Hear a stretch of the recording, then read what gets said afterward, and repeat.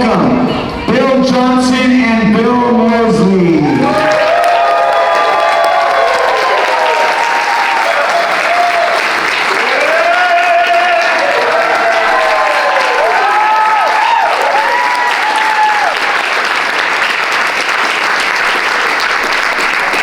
We got a couple bills from Texas Chainsaw Massacre 2, Leatherface, and Chop Top. Dog will hunt. Which, in case you didn't know, if you're a fan of the band Primus, they use your little line, and that was you that they took it from, that they used in the song "Jerry Was a Race Car Driver," right? At Rob Zombie's 40th birthday party, Rob introduced me to Les Claypool. He said, "Hey, this is Les Claypool from Primus." I went, "Hey Les, where are my royalties?" He goes, "That was me." So let's start with the first bill. Portraying Leatherface after the first movie is really tough because it's one of the such iconic, creatures in horror films.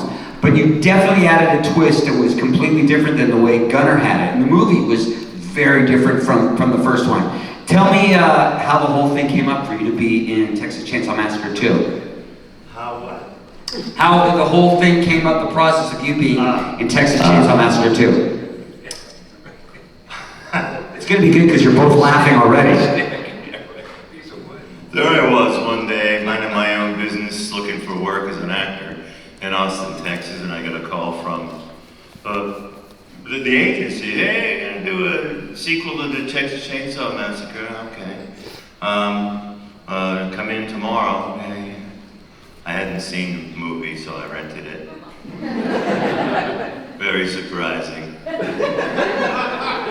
I noticed that somehow some part of me, mysterious part of me, felt frightened. And I just checked the doors and windows to make sure.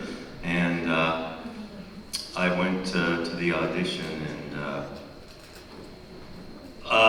they said, "Well, there's no dialogue for your character, but it does, is a chainsaw razoid. So take this board, and that's your chainsaw, and see that actress over there sitting down on the floor with her back against the pole. Go intimidate her." Well, with an invitation like that. So I wondered how I could take focus and dominance. So I had been taking martial arts lessons, and I did a double high kick in the air and landed straddling her legs. And I slowly crouched down and started to touch the buttons of her blouse with the tip of my chainsaw. Ticked on them like I wanted to come in. And they said, "That's nice." And they brought me back for a callback with the writer Kid Carson. And I did something similar, and they're all nodding their heads. And then the next one was with Toby. And I think Toby had seen the footage and he was satisfied. He wanted to see Caroline. And Caroline, she's my fave. She just rocked the room with her audition, and she would end it with, "Do you want to see it again?" And Toby would go. So about 10 or 15 later, he said, "That's good." He got up and left, so we were in. And from there, it was downhill without a break, heading for a fog bank, and people screaming inside of it. So it was fun all the time.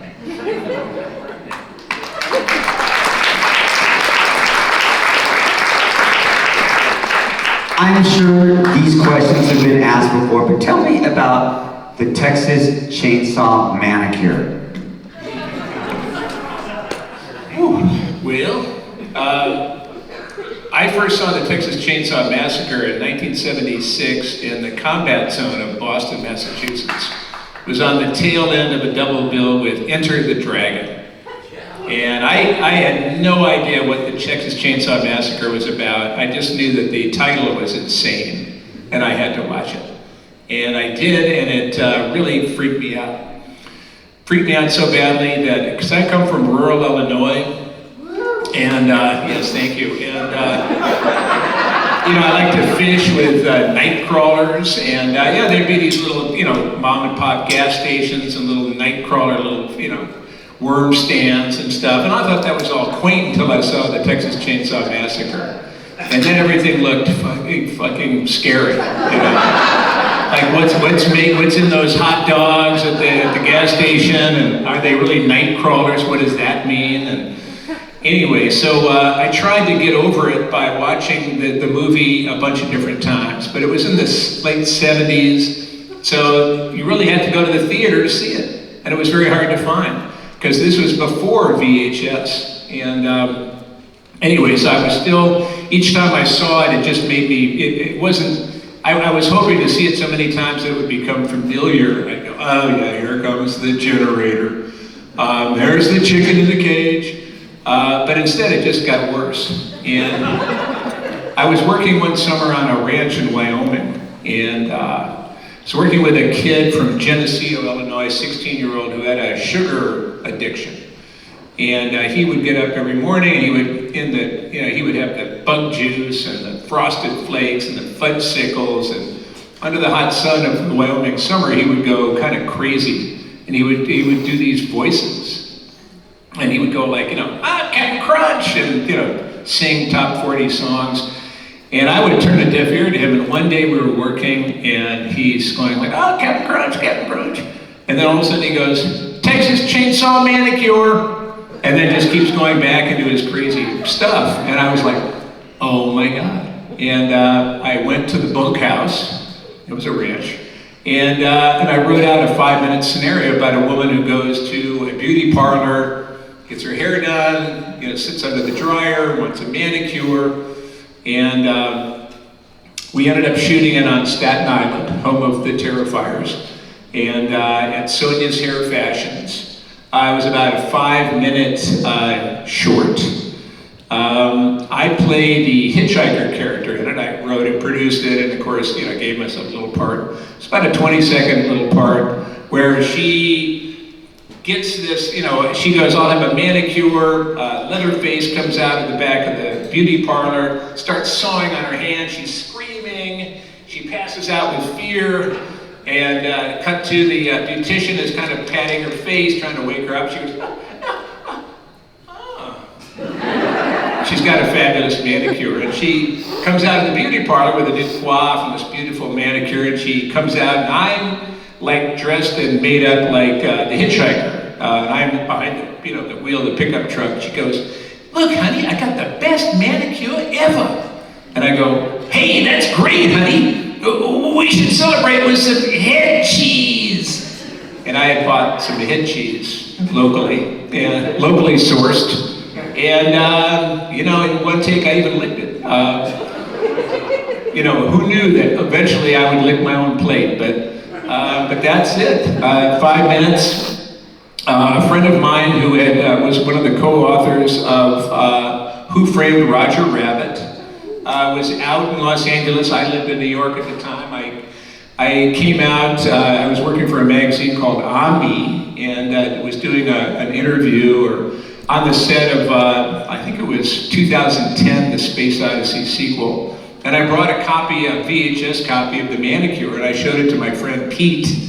And he said, this is great. I have an office right across the hall from Tobe Hooper, who was working on Poltergeist at the time. He said, you leave me a copy and I'll show it to Tobe.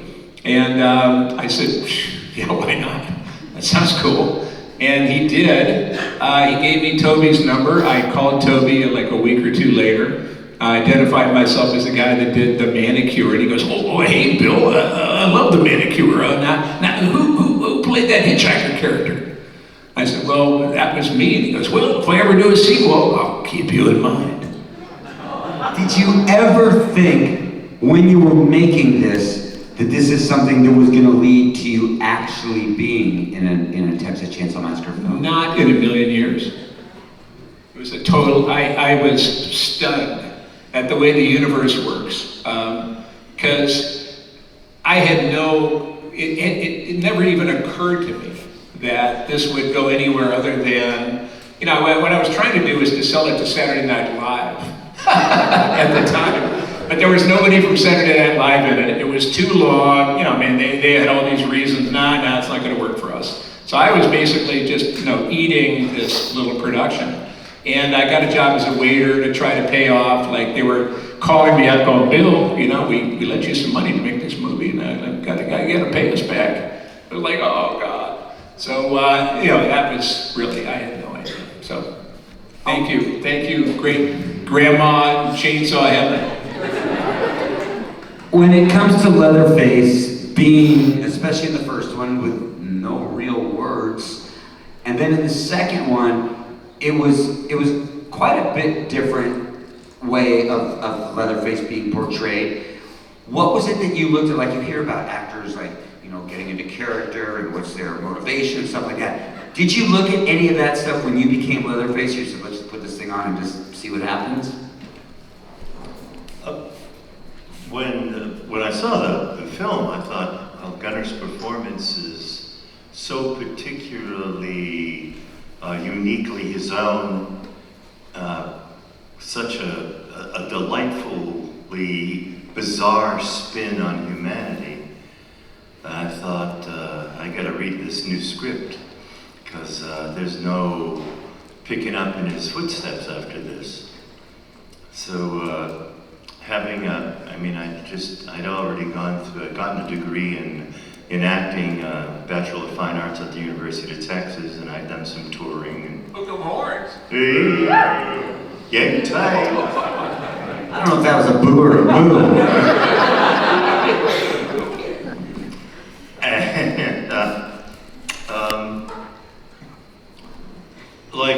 Richard Burton had played Hamlet 21 different times. And he said, well, how do you deal with that? And he says, well, every time I read the script, I treat it like it's a new script. So that's what I went to. And this script was new because Toby had told us at one time that his first film was a comedy, but nobody seemed to get that very much. So with he and Kit Carson got together, the first copy of the pages that I got, it was set up as a social satire, very dark social satire. A opening montage, sunlight streaming through lace curtains on a table laden with delightful croissant and butter and marmalade. Chainsaw! Cut to a haberdashery of racks of fine clothing, worsted wools and cashmere sweaters. Chainsaw! I know where this is going. And, but that was eventually cut because I think it was a little too intellectual and thoughty for the folks over at Canon, because they were more interested in where's the monster? I want to see the monster. And they kept sending Bill that he's got tales of the black limo showing up in the middle of the night, going over and ruling the roost. So a lot of the preparation was for me bizarrely sort of like living at home when I was a kid. It was dysfunctional family, pretty much. That can't be good.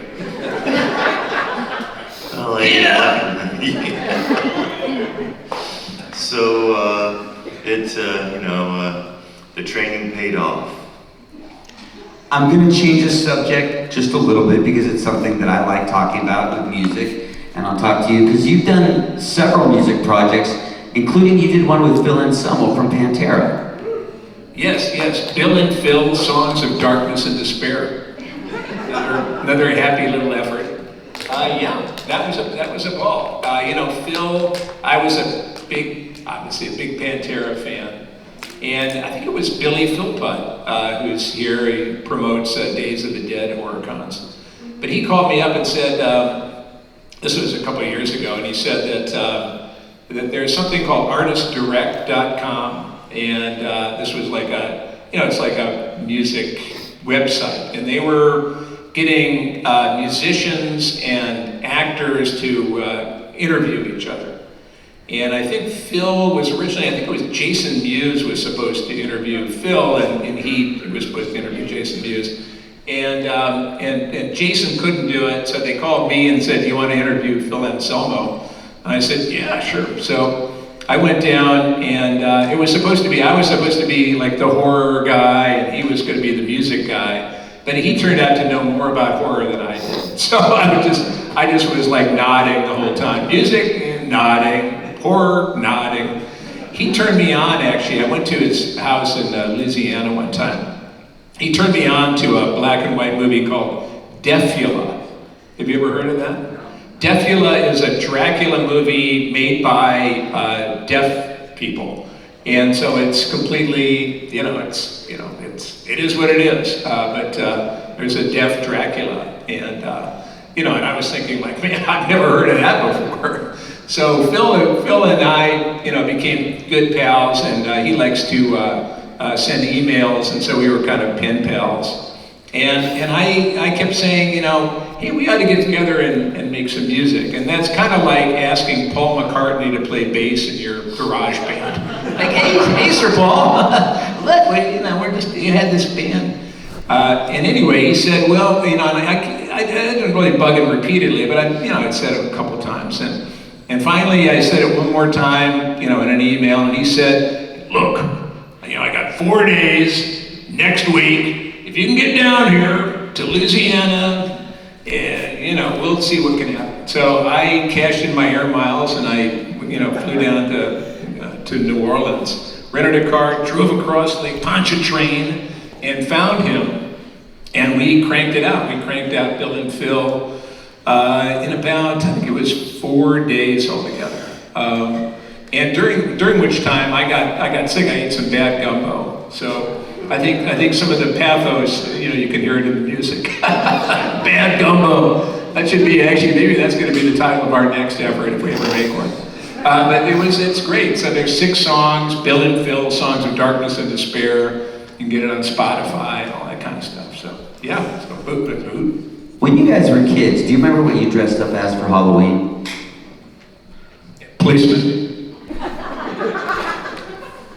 I didn't dress up. Right, in his house. Right. Did you give candy to trick-or-treaters? My mom did. I went and collected candy for myself from the neighbors. Without a costume? They didn't know. I made a horrible face. And I was accompanying my brother and sister, little brother and sister, and they were dressed up, so I looked like the responsible adult.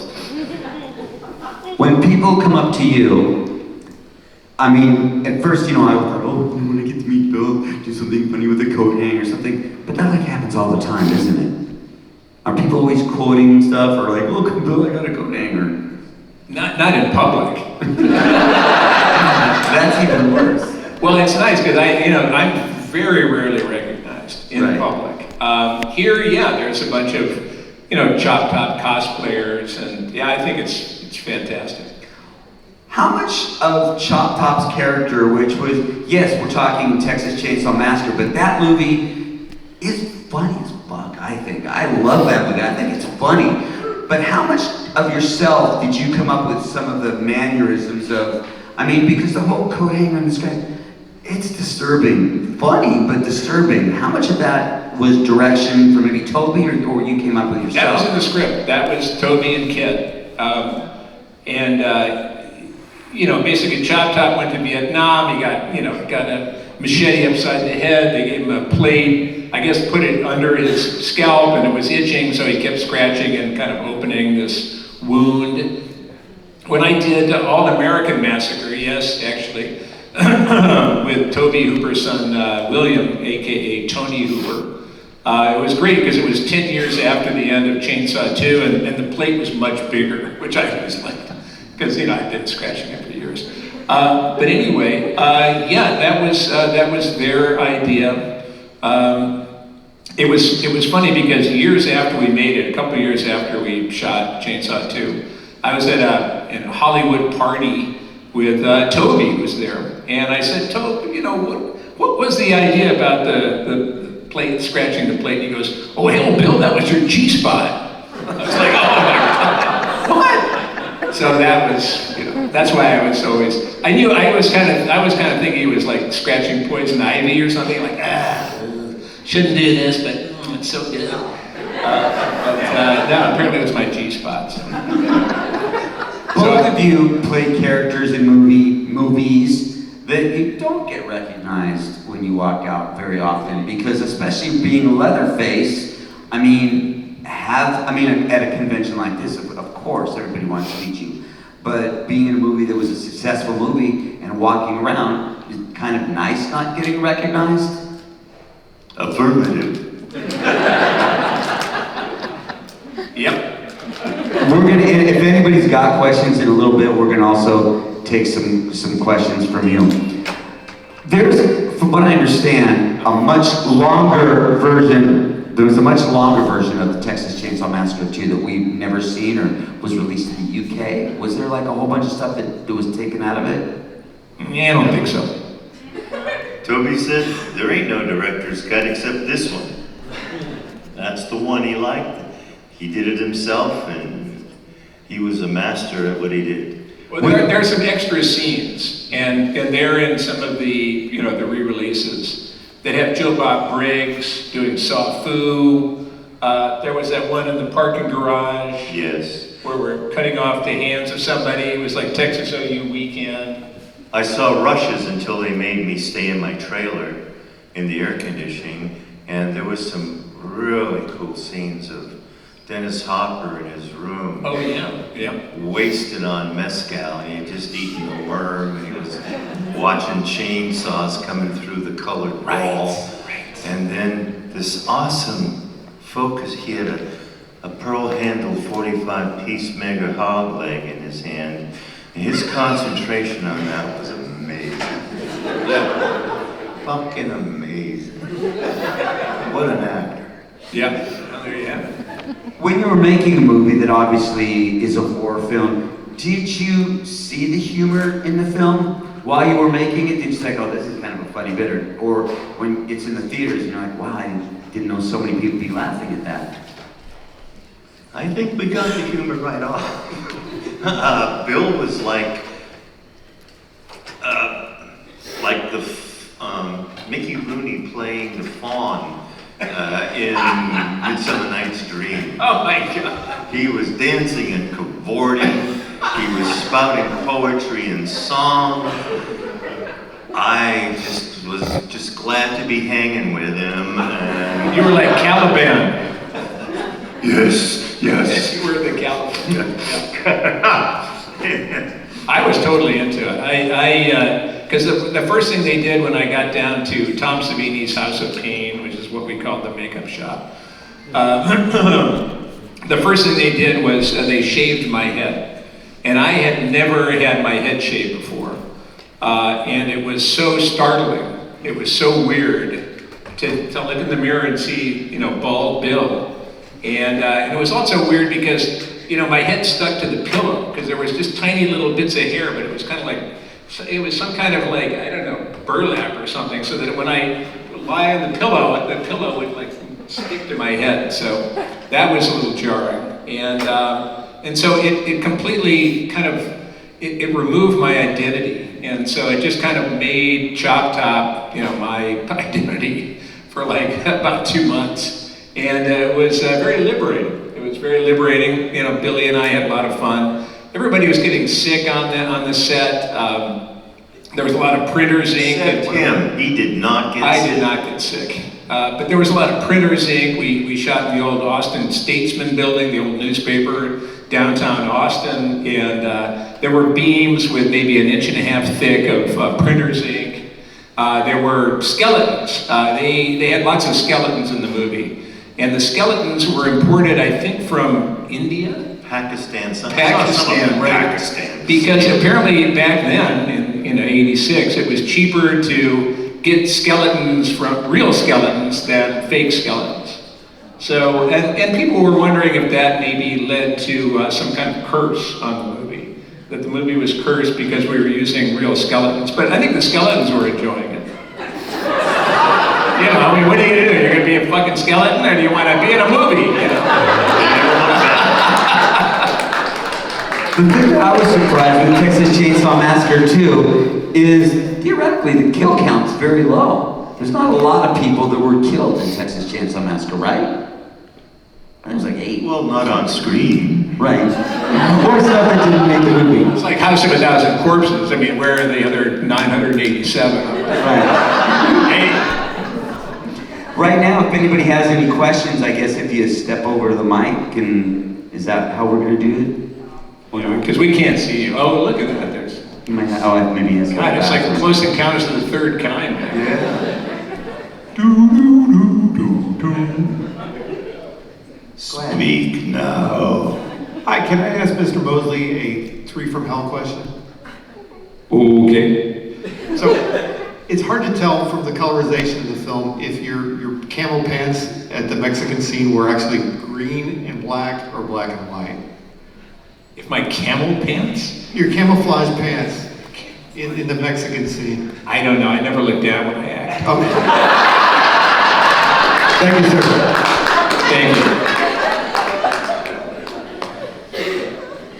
Hi, obviously, has been said many times, this movie was such a curve from the original movie. I mean, you have so much different imagery. You have Leatherface rubbing his chainsaw on Carol's lower part, and then you have you fighting Dennis Hopper with chainsaws, which is still one of my favorite scenes ever.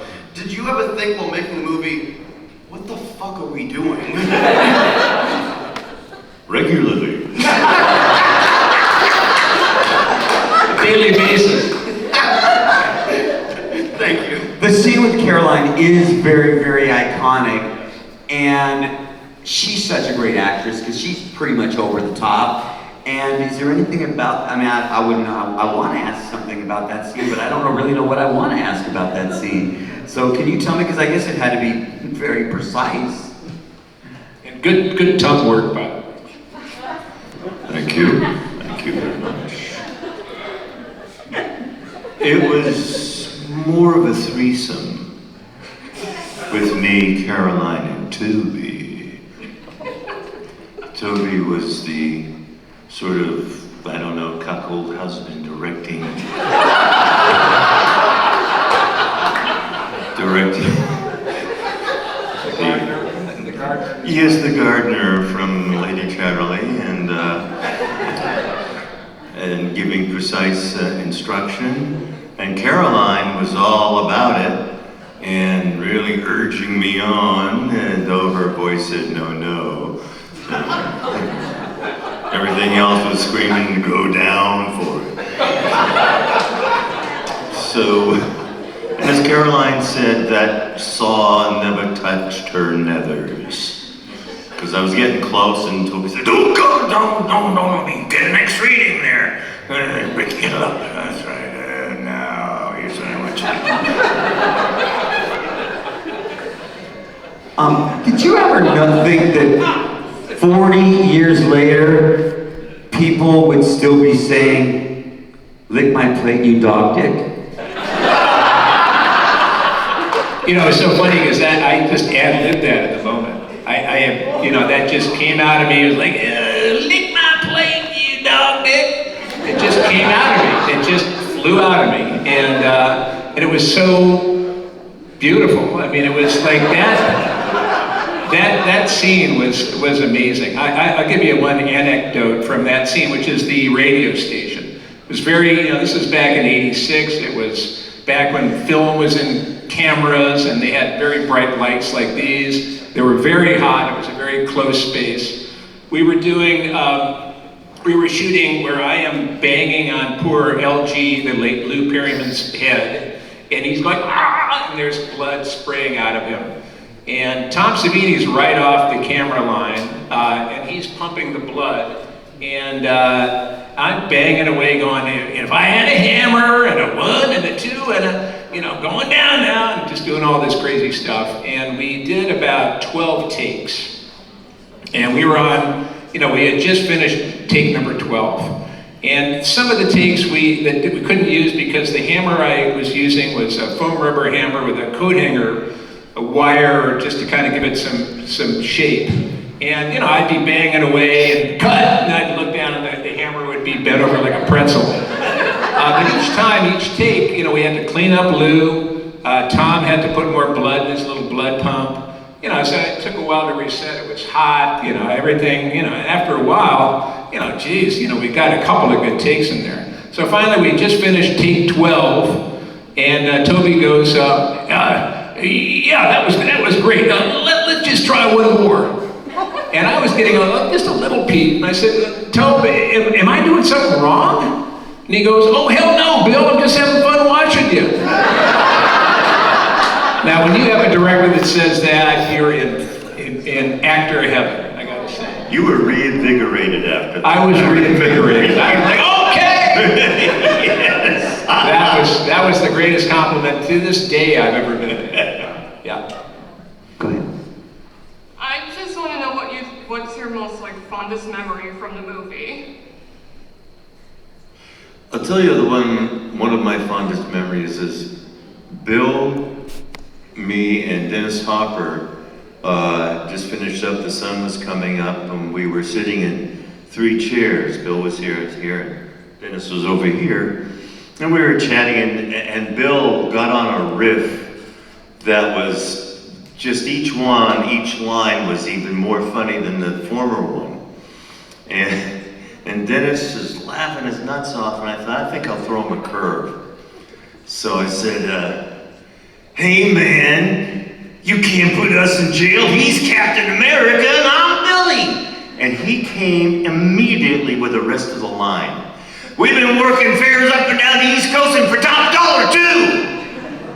And Bill and I started laughing like howling hyenas because it was just startling how he broke out of a heavy laugh and finished that line just like Billy from Easy Rider. It was just astounding because that had been almost 20 years ago? Yeah. There's no flies on Dennis. He was all that in your bag of chips. Yeah, that's right. One of my favorite memories was I had just come off the set. I was full chop top, I'd been working, and there was a woman on the set, a very well-dressed woman, with a little boy. I'm guessing it was her kid. And, and I'm standing there, and the little boy sees me, and he hides behind his mother's skirts, like, ooh. And the mother, starts, bringing him toward me, and she says, don't worry, Johnny, just an actor in makeup. And she brings him over, and I bent down to him, and I went, don't believe it.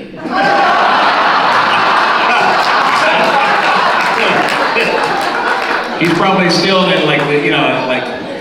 the straitjacket. We have time. Just ask questions just pretty quickly because we don't have a lot of time. So I was just wondering, I don't know if y'all are ever into haunted houses or stuff, but if you are, do you ever go through a haunted house like the Texas Chainsaw one and be like, that's me, I did that, and get excited?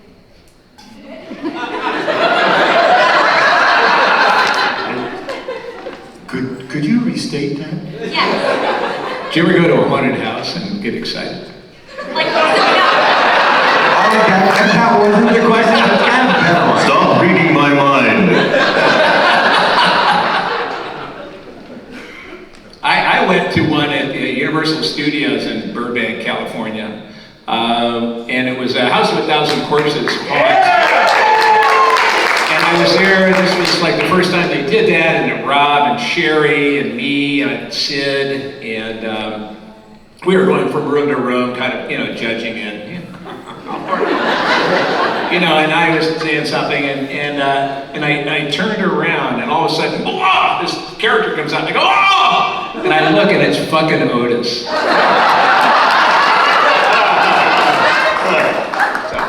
that was my moment of shame. Go ahead. Is there any part in this movie, or even in Repo, because that's one of my favorite movies, that as you kept doing it, like, did it stay funny, or did it kind of wear off, like, the more you had to, the more takes you had to do?